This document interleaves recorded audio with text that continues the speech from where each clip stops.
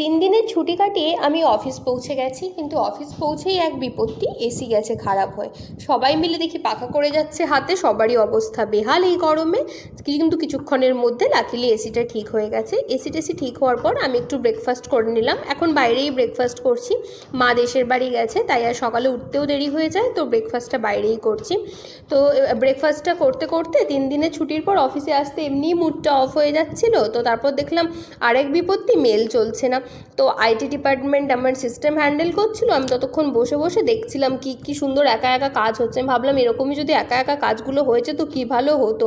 তারপরে আমি বসে বসে এনাকে দেখছিলাম। এই কাজগুলো দেখে কত স্যাটিসফ্যাকশান লাগে, কিন্তু কত রিস্কি থাকে, তাই না?